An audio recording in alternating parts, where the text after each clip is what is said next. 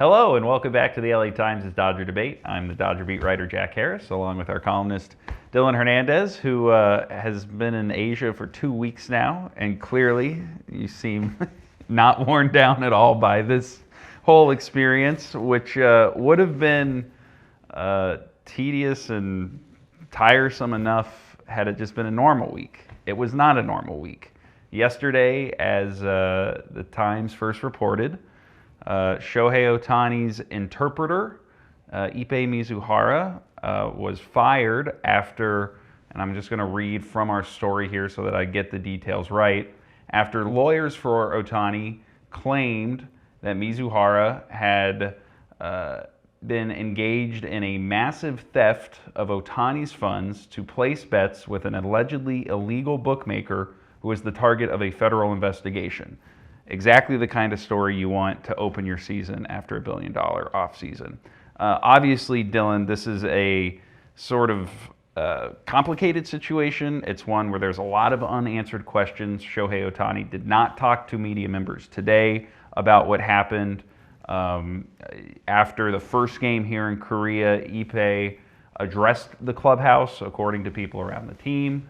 He presented one version of the story that was similar to something he had told ESPN on the record earlier in the week, which was basically framing it more that he had had some gambling debts, a lot of gambling debts, millions of dollars of gambling debts with this alleged bookmaker that Ohtani then paid off for him. The current version of the story is that it was, again, a theft of Ohtani's money. We're going to learn more, hopefully, in the future. But for right now, like, what do you make of this situation? What do you want to know more? What questions are kind of most important for you to get answered, moving forward?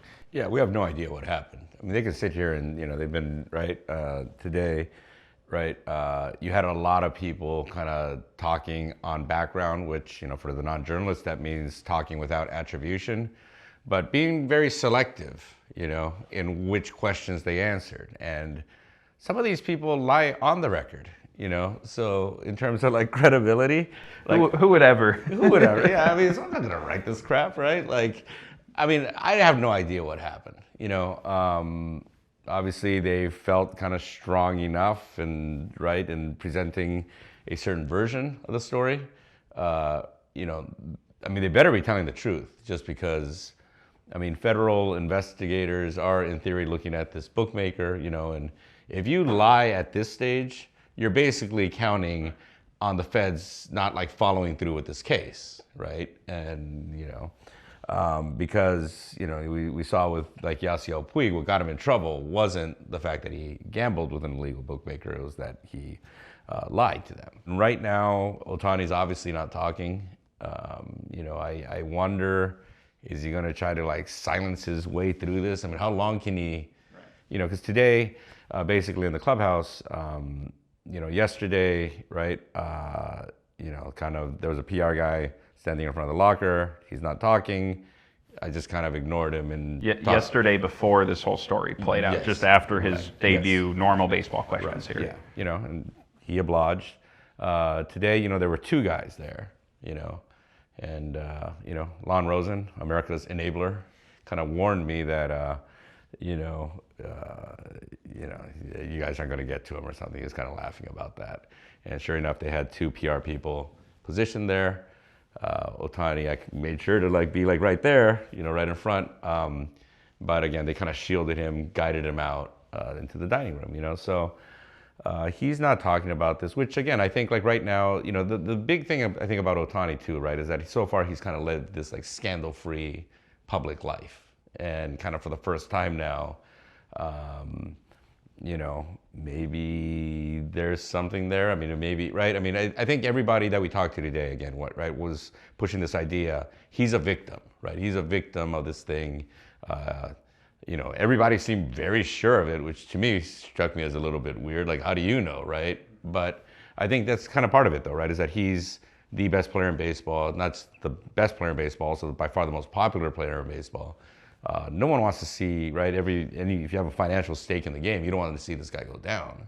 So, Yeah, and I'm kind of curious. What do you think? I mean, you've been around this team for a while. Like, if this keeps like dragging out like this, like, because the atmosphere today it was just weird. Yeah, I think the big distinction for now is what you said, is that at least, talking to people around the team, either they were projecting or genuinely believe that Ohtani was either a victim here or was not, is not that this is something that happened to him, that this is not something he did, that he did not make a mistake, that he has not done something illegal or against the rules or whatever else the case may be, that he is in this situation that he didn't create. That seems to be at least the perception that a lot of people around the team believe. And as long as that is the case, I think that kind of colors all of the other attention that's going to go along with this, because there's going to be a lot, I think, especially in the short term, especially leading up through this Freeway Series, when every day we're going to be wondering, is Shohei going to talk? If he's not going to talk, other players are going to get asked about this, obviously. You saw that in the postgame clubhouse a little bit tonight. Dave Roberts obviously was the guy who before the game had to get up there and try to no comment his way through all these other details of what was happening. Those things still put a strain on a team, especially as you're coming back from this South Korea trip, as you're trying to acclimate Ohtani into the lineup and into this group on a day-to-day basis as you get into the regular season here. This is just a very unnecessary and potentially burdensome distraction. Like, it's just, there's no other way to put it. Like, Dave Roberts tried to downplay it. He said, this group's been through a lot over the years.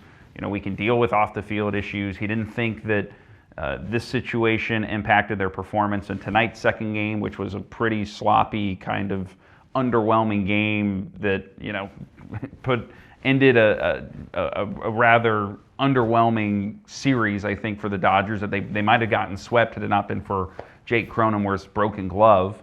I think the sooner Ohtani can address this and provide some clarity and provide some actual answers that takes not only some of the attention and speculation around all of this, because obviously there's that part of this too. Like, anybody who went on Twitter today saw that a lot of people were not buying this story that they were trying to put out there. The sooner that they can resolve all of that and actually get the entire focus of the year back to baseball, the better. And to me, the interesting part is going to be seeing, how does Ohtani handle a situation like this, where, like you said, it's the first time that there's really a scandalous, controversial thing going on around him. It's how does the rest of the Dodgers clubhouse and organization handle having him in that kind of spot? How much does it impact them? How much can they handle it? And then ultimately, does it lead to any sort of influence on how they're playing on the field, which I think it's too early to tell right now. There are a lot of other reasons that they struggled tonight. But again,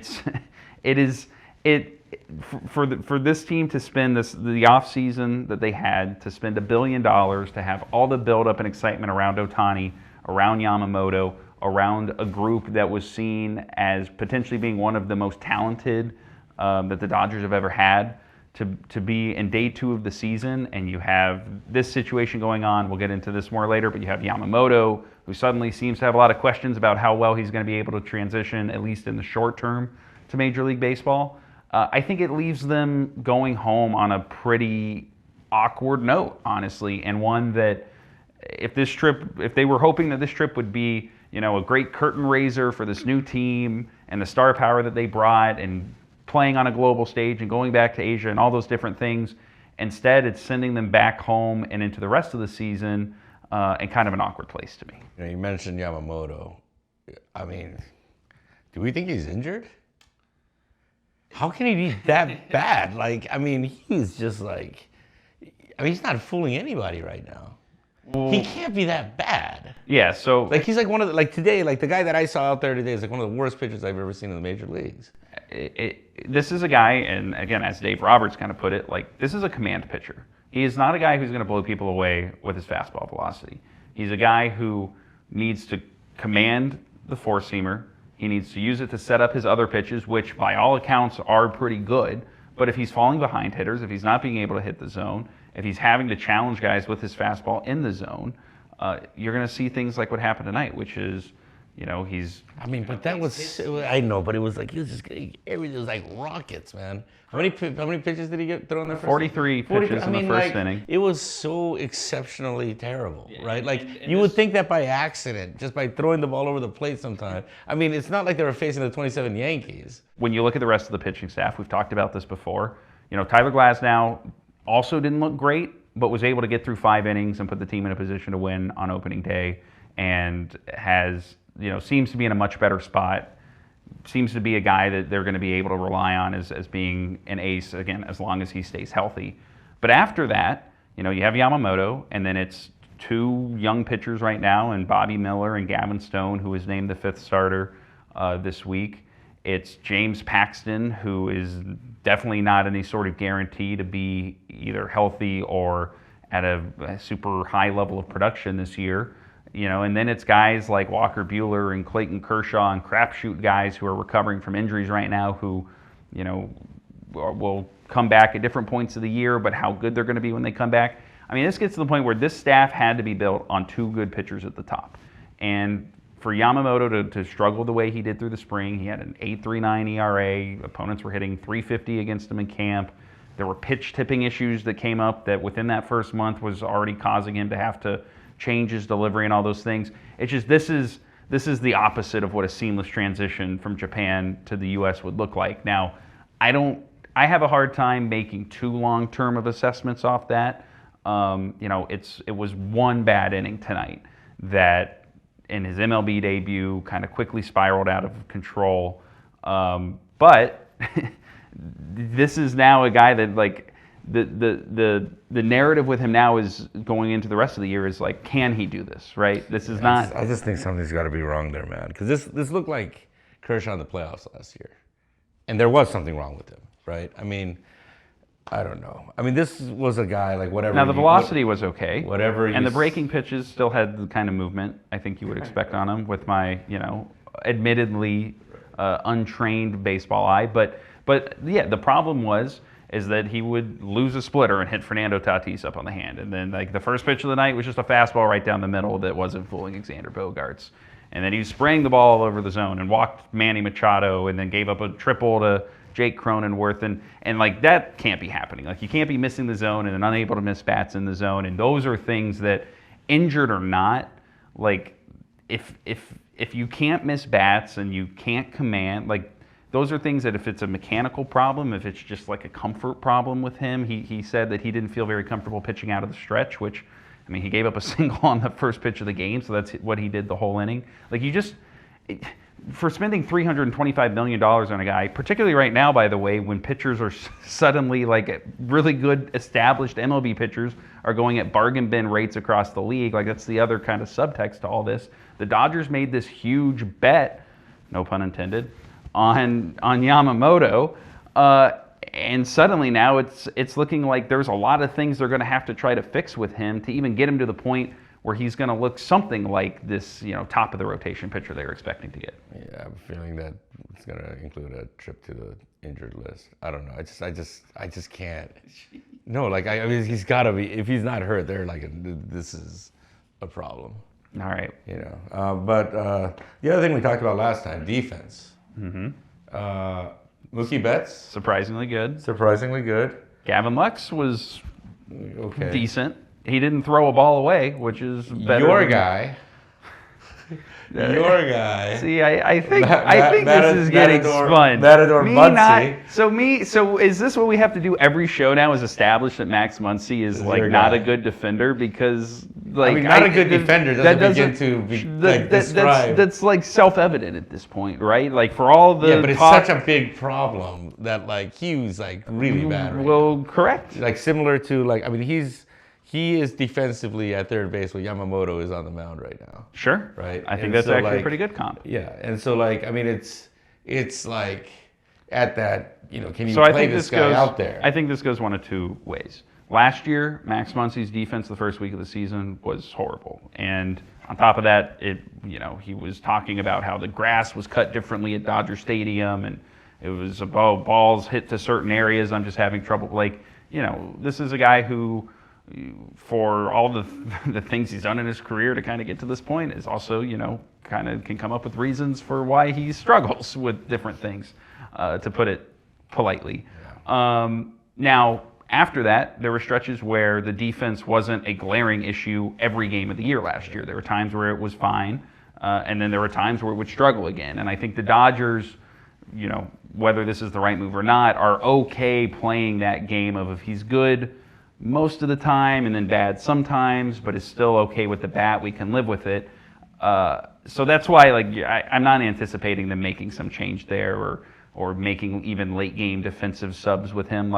They gave, this was the first guy they signed this offseason. Remember, they could have declined the club option and trying to go out and get a Matt Chapman or somebody else at that position who's more established. They brought him back on a 2-year deal. They're investing in him. They're going to give him the leeway here to try to work through this stuff. But yeah, to have this happen after this camp where he lost all this weight and was in better shape and was putting in all this time defensively, which he was putting in the work, for it to go kind of unravel as quickly as it did in these first couple games, to me, is a concern. That bottom half, you're still kind of looking at, I think, what we've seen in recent years, right? You're facing a better pitcher. Now they did, look, to their credit, they got Darvish out of there fast, right? So they eventually, I think all that kind of put them in a position to eventually win the game. But there was this kind of feel, I don't know about you, but as these innings were going by, it's when's the top of the order coming? When's the top of the order coming? Because these guys aren't going to get on base, right? And that's kind of I would guess probably most teams are probably built like that to some degree, right? In that, your good hitters are up here and your not so good ones are here. But in terms of when we're talking about the team being special, the truth is we're talking about the first 4 guys. Yeah. And the other part to me is, you wrote one of your great troll columns coming into this week about how actually the Dodgers are going to have all these problems in October. Don't believe this, but this is what we're talking about. Yeah. Is for all of the really high top end talent. Troll for truth. I want that in your Twitter bio, or just on your press badge. I have too much crap on my Twitter bio right now. Well, because you're doing it in 2 languages. I know. But this is what we're talking about, right? Yeah. Is for all of the on paper talent that they have, which they do, it's still very easy to look like a mediocre team. And honestly, this week, that Padres team is probably what a slightly above mediocre team looks like. And it was tough to differentiate the two over 18 innings. Again, that's a really small sample. They're on the other side of the world. There was a lot of stuff going on. But to me, it's just a good example of, hey, if you just thought the Dodgers were going to roll out there and win 120 games and then march to the World Series, suddenly it's 3 out of 5 days, maybe 4 out of 5 days, the rotation is going to be a question. The defense is always going to be a question. And if any of those top 4 guys get hurt or go in a slump, I think things could really start to look different. Do you think they're really going to fire Dave Roberts if they don't win? This year, yeah, we're going all the way to if they don't win the World Series. Dave Roberts I am just looking at the fact that once again, Dave Roberts human meat shield, right? It's Absolutely. Where was Andrew Friedman this week, right? Why aren't any of these people ever taking anything, right? And Stan Kasten's walking around like he owns the place, and the moment, right, they clinch something, he's in there jumping in front of cameras. As soon as things are kind of bad, these people run away, and Dave just keeps taking it over and over and over. And I'm looking at this team thinking okay, well, it doesn't matter who manages this team, at this point, right? In terms of I assume these lineup decisions aren't entirely made by him, right? He's got to right, they're the infield collaborative effort, run prevention departments, yes, right, and right. So the infield. Yeah, I still don't understand why they're not playing Rojas at short, whatever. But whatever. So he can't even decide that. At least he's taking the responsibility, right? He's taking that thing of again, right? He's the one going out there having to answer these questions that I don't think people realize, especially in situations like this week, how much somebody like Dave Roberts takes a lot of that heat off of players in the clubhouse and whatnot. And yeah, to your point, I think like it's hard to say like if they don't win the World Series this year, like is Right. he Well, but gonna come we're not back right next year now, or right. not? But this isn't even like about like the baseball thing at this point, right? We're Sure. talking about like the shamelessness of the people running this organization. No, that's really what it is. Like, let's not like to put it delicately. yeah. I mean, because that's the thing, right? These people have like no shame, you know, like, and yeah. I'm sorry, it's just been like a long week, and I've just seen some really bad footage. But no, I like. I'm just grotesque now. Like, yeah, I'm just not feeling great right now. I'm ready to go home, man. Traffic in the city's been terrible. So sleep deprived, overstressed. I don't know if I'm extra overstressed. negatively, Dylan. No, I don't know. I think I've been somewhat positive, right? I think I've given the most positive view of Yamamoto you could give. That he's hurt. He must be. Well, it's better than what you're saying, which is that he's crap. I guess I'm saying that he's crap right now. I guess is the way to put it. And you think that's gonna get better? I'm not guaranteeing that. I mean, I think for all of the optimism that they're trying to project, like, you know, again, this is a guy who in Japan, he was not overpowering people. He was finessing his way at a really, really high level, but he was kind of finessing his way through NPB lineups. I don't know. I mean, that's like, I don't know, man. I've heard like there were games like he could just get away with his fastball. Now you could argue he's spotting it and this and that, but like this was bad today. You know, I think. Anyway, let's get off Yamamoto. My point is that I am giving, I think, the most optimistic view of Yamamoto. People just like misinterpret these things, you know. This is actually like if you look at it from like the right perspective, I'm being like very, very optimistic, right? A misunderstood optimist. I'm a very optimistic person. No one, you know, yeah. I'm a very much like a glass half full guy, right? Yeah. I'm saying, right, that you know their infield. You stick Rojas in there, you'll be fine. You know, I solve problems. Yeah. You know, yeah. Well, you know, you got any advice on how to solve the Sotani problem? Well, I mean, I guess it depends what the truth is. Right? Like, good point. I mean, if they're telling the truth, the guy should like talk tomorrow, right? You know, but this is, I mean, going back, okay, let's go back to the Ohtani thing. We'll wrap it up with this, right? Is that like, and this is kind of what I'm writing right now. I'm in the process of writing it. I don't know. I felt like it'd be like bad juju. It's 1:05 a.m. local time. Correct. Yeah. But basically, like at some point, this guy has to, he's almost 30 years old. Like just like act your age, like grow up, you know? Because he has basically just kind of forfeited like most of it outside of the field, right? On the field, he's totally takes responsibility for his performance, right? Like probably more than anybody else. Outside the field, it's kind of like, you do this, you know, I'll just go along, whatever. Like, I don't want to deal with anything really outside of baseball. And he gets like horrible, like I think, you know, throughout the 6 years here, I think he's been getting horrible PR advice, you know. Now you could blame, right? You can blame the agent, or you can blame the Angels, or you can blame whoever you want. Nez Balelo also quiet this week. Yeah, but this is the thing, right? Is like at the end, at some point, you kind of need to like, right? And like, look, like I'm sure that like he, you know, again, chose to surround himself with these people for like a reason, like they enable him, right? But there are times that like, especially in a situation like this, right? Like this, he's getting like horrible PR advice right now, you know? Well, assuming again that they're telling the truth, right? This is not like the way to go about this, you know? In terms of, again, just like who he's gonna surround himself with, you know?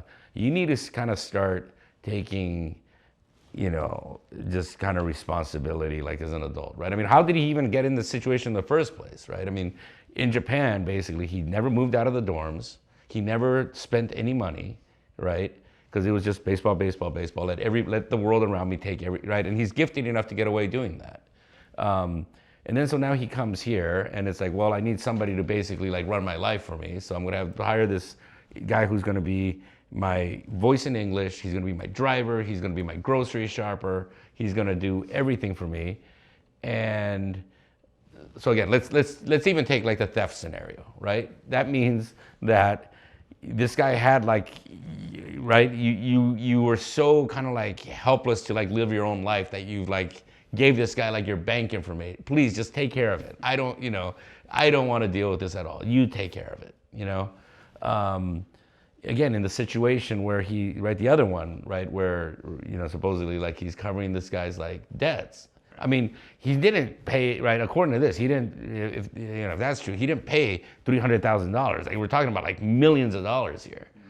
And again, I mean, how much, right? Like, even if I had that kind of money, I'm not sure I would be paying millions, right? But like, he ended up in this position where they're like, he's so dependent on this guy that he almost kind of doesn't have, you know, and look, like, I do think it's kind of cool, personally, right? That in that scenario, to pay off the debts of like a friend, right? I understand there are like legal issues about it, but there's some nobility in that, I think. You know, I will judge that situation a little less harshly, but still, nonetheless, it doesn't change the fact that like, I mean, why is he in this position right now, right? Like, no matter what the answer is, it's just kind of like at the end of the day, you know, and again, like even like with the way, you know, it's like, okay, the team's gonna protect me, right? And like you have like Lon Rosen who messed up, like seriously, like he messed up Yasiel Puig, right? Like Puig did not need to be enabled, and you had Lon Rosen, right? Who obviously he's known for like being Magic Johnson's agent, and we don't need to get into that stuff, right? But like,